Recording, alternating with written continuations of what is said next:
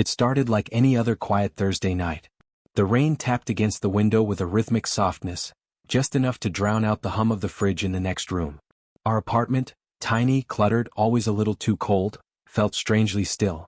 My roommate, Caleb, was on the couch, one leg tucked beneath the other, watching some grainy true crime documentary on his laptop with one earbud in. I could hear faint whispers of narration. Something about a body found near a river. I was in the kitchen, pretending to scroll through my phone, letting the kettle boil a little too long just to delay going back into the living room. The air smelled like peppermint tea and damp socks. The usual. The ordinary.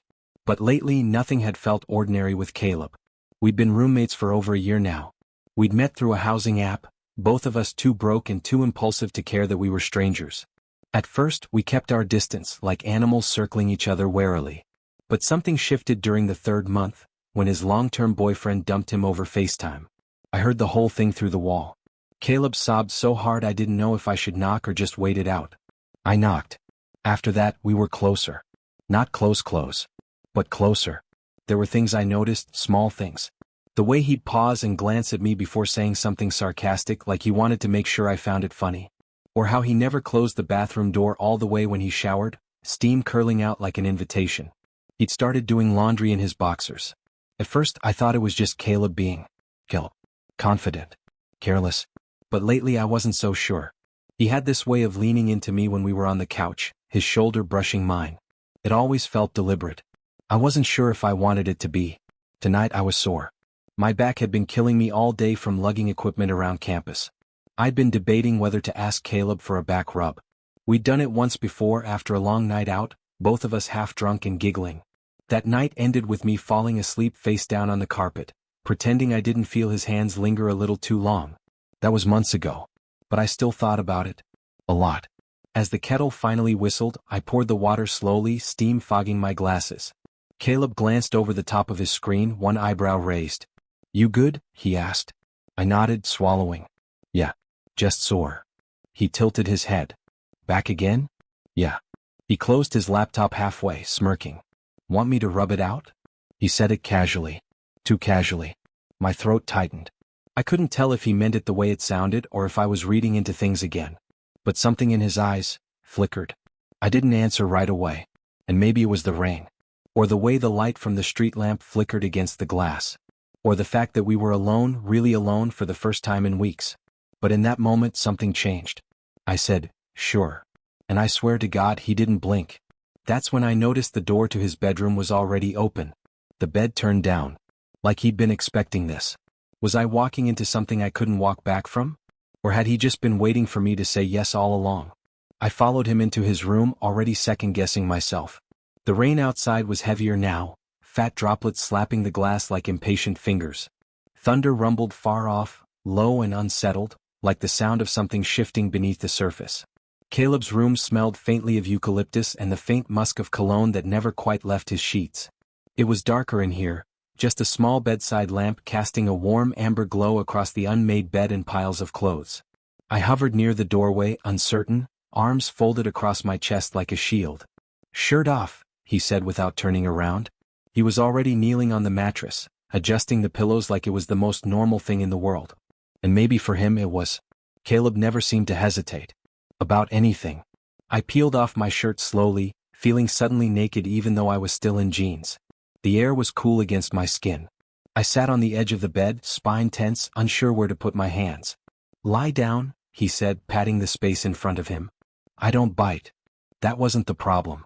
I eased myself onto the bed, resting on my stomach, burying my face in the pillow that smelled like him. My heart thudded in my ears. I told myself this was fine. Just a massage. Friends did this. Caleb was touchy with everyone. But I wasn't everyone. His hands touched my back and I flinched, more from the electricity of it than surprise. His palms were warm, confident, familiar. He moved in slow circles over my shoulder blades, kneading the tension with practiced pressure. "Damn, you're really tight," he murmured. "You have no idea," I thought. I laughed weakly. "Yeah. It's been a week. I can tell." There was silence, except for the rain and the occasional creak of the mattress as he shifted. His thumbs worked down my spine. I swallowed hard, trying not to make a sound, trying not to feel every single nerve ending light up. I focused on the feel of the sheets, the muffled static hum of the lamp, the soft rustle of fabric as he leaned forward. "You okay?" he asked quietly. I hesitated. Yeah, I lied. Because the truth was, I didn't know what this was. I didn't know why I was here. Or why I didn't want to leave. His hands paused at the small of my back. Then started again, slower this time, gentler. Like he was waiting for something. I almost asked, "What are we doing, Caleb? What is this?" But I couldn't form the words. Instead I asked, "Do you miss him?" His hands stilled. A beat passed. He didn't ask who I met. He didn't have to. "Sometimes," he said. But not the way I thought I would. I waited. He didn't elaborate. And then, quieter, "Do you ever think about what would have happened if we hadn't moved in together?" I turned my head slightly, enough to look at him out of the corner of my eye. His face was unreadable in the low light. Serious. Almost sad. Like what? If we hadn't met. He nodded. I exhaled slowly. "I don't know. I'd probably be living with some frat guy named Jake who leaves protein shake cups everywhere." That made him laugh. A sharp, short sound. Then his fingers traced over a spot on my lower back, slower this time. Less pressure. More intent. "That sounds like hell," he said. "Yeah. I guess I got lucky." He didn't answer right away. But then I felt the bed shift again. Felt his body move closer. His thighs pressed lightly against mine. The air changed. Something tightened in my chest. My skin buzzed. He leaned down, his breath warm against my ear. "You don't talk about yourself much," he said. I shrugged or tried to. "There's not much to say." "Bullshit." His voice was low. Not angry. Not teasing. Just sure. I stayed quiet. Then, his hand slid up my back, fingertips grazing the nape of my neck. My whole body tensed. "Do you trust me?" he asked. The question hit harder than I expected. It wasn't flirty. It wasn't suggestive. Felt real. "I think so," I said before I could stop myself. He didn't respond. He just sat there, hands still, breathing steady. Then, "I think about you sometimes," he said. The words were soft. Raw. Like they cost him something. I blinked, suddenly unsure if I was awake. Or if I'd misheard him entirely. I turned my head. Met his eyes. He didn't look away. "Why?" I asked. He smiled faintly. "I don't know. You're just different." My heart was hammering now, too loud in my chest. I could feel heat crawling up my neck. This was happening. It was really happening. And then, a knock at the front door. It echoed through the apartment, sharp and unexpected. We both froze. I pushed myself up on my elbows, heart still racing, the spell broken. He glanced toward the door, then back at me. "You expecting someone?" I shook my head. We sat there for a moment, still, suspended, listening. The knock came again, louder this time. Urgent. A cold shiver ran down my spine. "I'll check," I said, grabbing my shirt. He followed me down the hallway, silent. The rain pounded harder now. Outside the front door, I could see the shadow of someone standing just beyond the frosted glass pane. "Do you recognize that silhouette?" Caleb whispered. "No," I said. I opened the door slowly. And there, soaked and shivering, stood Brandon. Caleb's ex. The one who dumped him over FaceTime 6 months ago. The one who ghosted, blocked, vanished. He looked like hell. Wet hoodie, bloodshot eyes, jaw clenched like he hadn't slept in days. "Hey," Brandon said. His voice cracked. Caleb was frozen beside me. I stepped back instinctively, giving them space, though my stomach turned. Brandon looked past me, straight at Caleb. "I need to talk to you," he said. Silence. Then Caleb asked, "Why now?" Brandon's voice was barely a whisper. "Because I made a mistake. I didn't want to hear this. I didn't want to see this." I turned to go back to my room, but Caleb reached out, grabbed my wrist gently. His hand was warm, grounding. "Stay," he said. To me, not to Brandon. Brandon's jaw flexed. "Who is he?" "He lives here," Caleb said. "Since when do you bring guys into your room?" There it was. The edge. The implication. The old Brandon, possessive, sharp, entitled. Caleb looked tired. Not angry. Not surprised. Just tired. "Since you left," he said. Brandon stepped forward. "I said I made a mistake. Can we just talk?" Caleb hesitated. And in that split second, I realized I didn't know what he would choose. Was this all just temporary? A substitute? Had I just been a body to fill the space Brandon left behind? I watched his face. Every flicker. Every blink. And suddenly, I wasn't sure I wanted the answer. Caleb didn't say anything at first. He stood there, between me and Brandon, Like he didn't quite belong to either of us. Like he wasn't sure where he belonged. The rain behind Brandon was relentless now, soaking through his hoodie until it clung to him like a second skin. The water pooled at his feet, trailing into the entryway like he was dragging the outside in with him. "I came back for you," Brandon said. "I realized I can't move on." I saw Caleb's shoulders stiffen. Not in surprise, just resignation. "That's not how this works," he said quietly. "You don't get to vanish and then come back when you're lonely." Brandon took a step forward. "I was scared. We fought all the time. You shut down. I didn't know what you wanted." "You left, Brandon," Caleb snapped. "You didn't ask. You didn't fight. You just disappeared." I watched them from the side, still standing half in the hallway, half in the storm of their past. I should have walked away. I should have let them have their moment. But I couldn't move. I was stuck, glued in place by a fear I didn't fully understand. And then Brandon looked at me again. Not with curiosity this time, anger. "So what is this then?" he asked. "Is he your rebound?" Caleb opened his mouth to respond, but stopped. That pause, that 1 second of silence, said everything. My throat went dry. My skin went cold. I turned away before they could see my face. Before they could see the stupid hope drain from it. I walked down the hallway toward my room, each step louder than the last. Behind me I heard Brandon's voice rise, muffled by distance, something about trust and timing and we can fix this. I closed my bedroom door. Sat on the edge of my bed, shirt still in my hands, heart thudding like it wanted to escape. What the hell had I let happen? I shouldn't have gone into his room. Shouldn't have said yes. Shouldn't have wanted him the way I did. This was my fault. And I knew it. 10 minutes passed.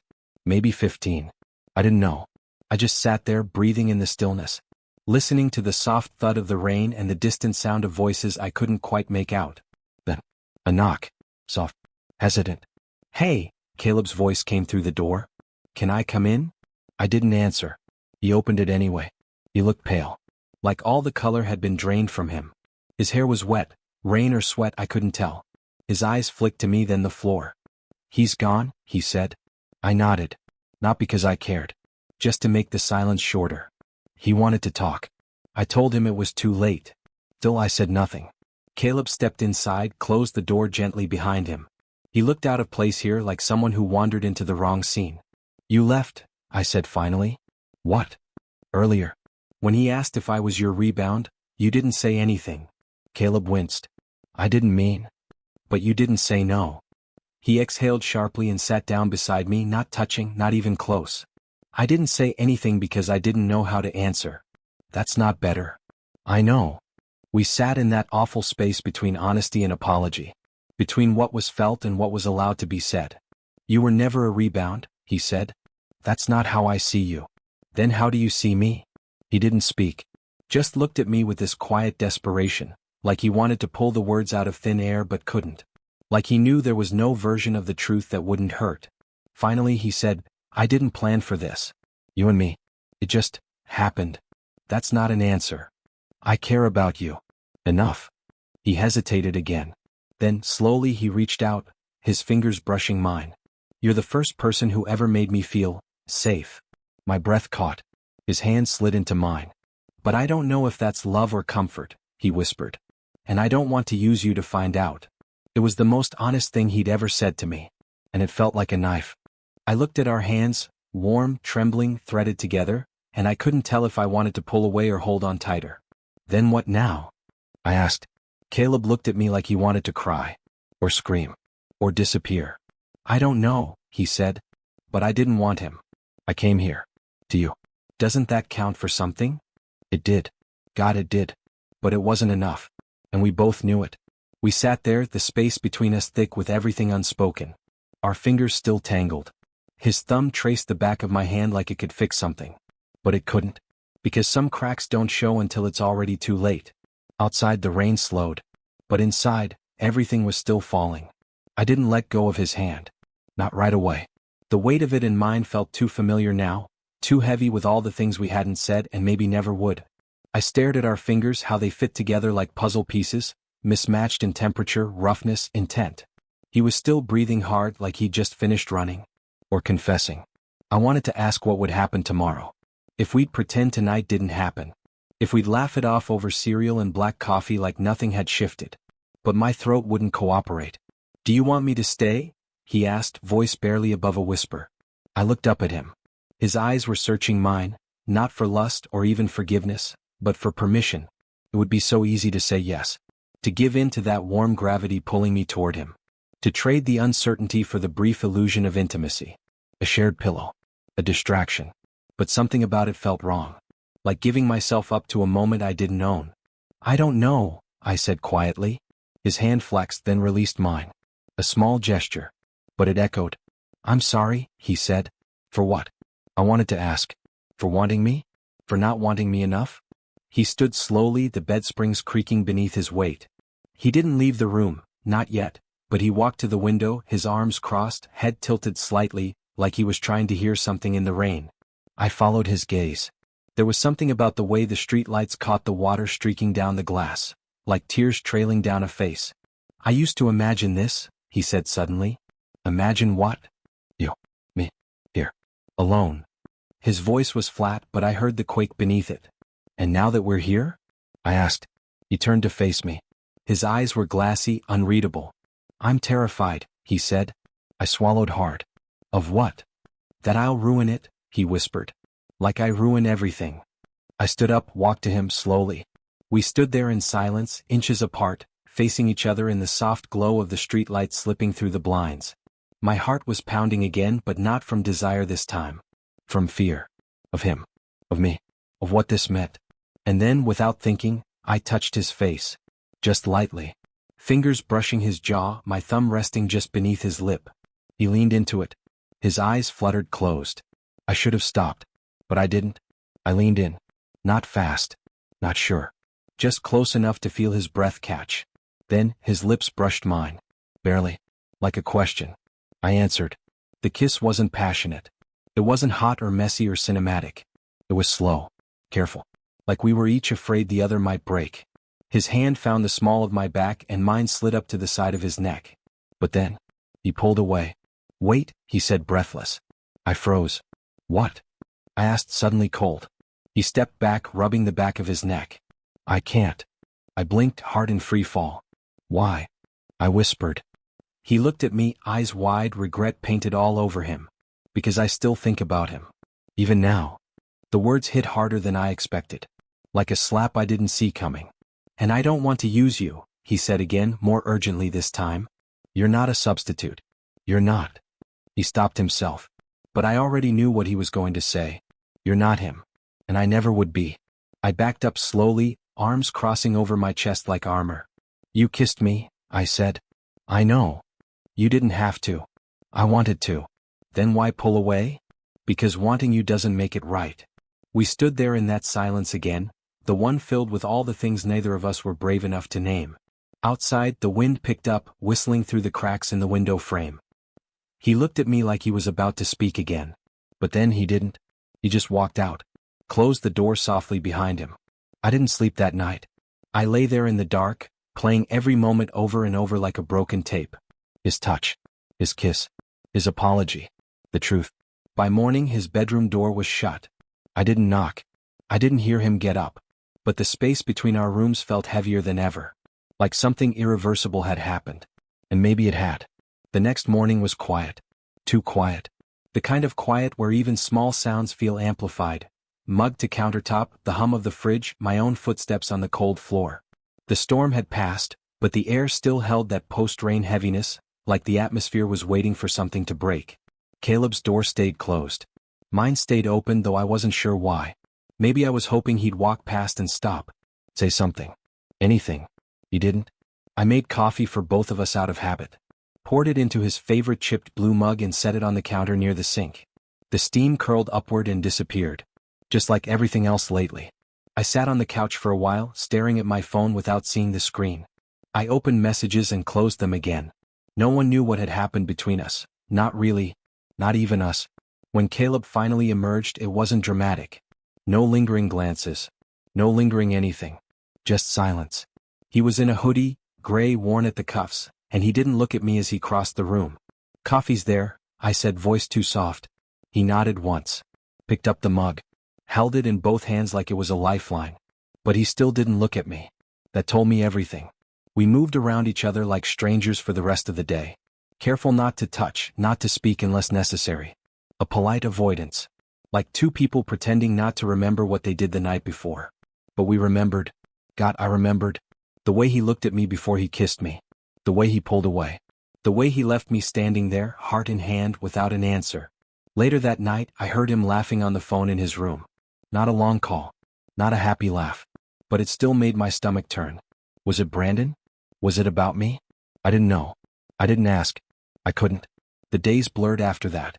We spoke when we had to, about bills, the mail, whether anyone had fed the cat. But the intimacy was gone. It wasn't just the absence of touch. It was the absence of weight, of care. One night, maybe a week later, I found him asleep on the couch. Shirtless. One arm draped over his eyes, the other hanging off the side. His laptop was still playing something, an old sitcom, laugh track too loud in the quiet apartment. I stood there for a moment watching him. He looked peaceful. Or maybe just exhausted. I could have woken him up. I didn't. I just turned off the TV, draped a blanket over him and walked back to my room. As I closed the door behind me I paused, listening. But he didn't stir. Didn't say my name. Didn't even notice I was there. And maybe that's when I knew.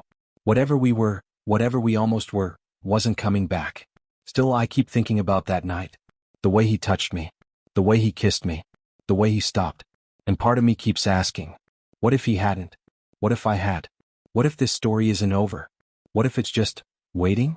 It was the kind of cold that clings to your skin even indoors. The radiator in our apartment was doing its usual thing, clicking, groaning, pretending it was working while the chill wrapped around my ankles like wet thread. Outside, the city looked like a still frame.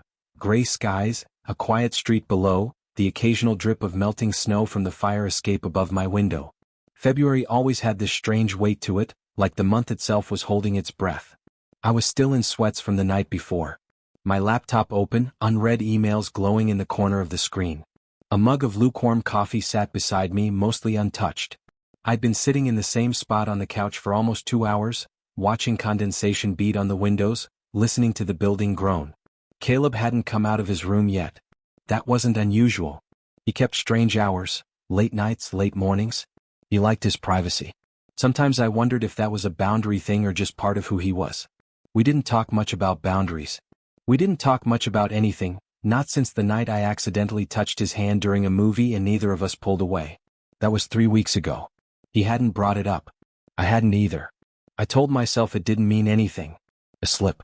A nothing moment. But my brain kept replaying it like a loop I couldn't stop. His knuckles grazing mine, the tiny pause in his breath, the way he didn't move until I did. We were just roommates. Just two guys sharing rent, Spotify passwords, and passive-aggressive notes about who left dishes in the sink. That was the agreement. That was the line. But the line was beginning to blur. Slowly. Subtly. Like fog rolling in and swallowing the sidewalk. I stretched, wincing as something in my back cracked. A dull ache had settled between my shoulders, the kind of pain that comes from too many hours hunched over screens and not enough sleep. I pressed my palm into the sore spot, but it only made it worse. From down the hall, I heard his door creak open. Bare feet on wood. The sound of him pouring cereal. The clink of a spoon against ceramic. Then silence. I didn't turn around. "Morning," he said eventually, voice low, slightly hoarse. "Sleepy." I cleared my throat. "Hey." Pause. "You good?" "Yeah," I said. Then added, "Just sore." He padded into the living room, leaning against the doorway, arms crossed over his chest. His hoodie was oversized, sleeves pushed up to the elbows. His hair was a mess. He looked comfortable. Effortless. "Back again?" he asked. "Yeah." Another pause. Longer this time. Then casually, too casually, he said, "You want me to rub it out?" I looked up, heart suddenly thudding in my chest. He wasn't smiling. Not really. Just watching me. Waiting. The room felt smaller. Quieter. Was he serious? Was I? I blinked. "Sure," I said. My voice barely sounded like mine. He nodded once. Then turned. Walked down the hall. Left his door open behind him. And I followed, step by step, without knowing what I was walking into. Or what I was walking toward.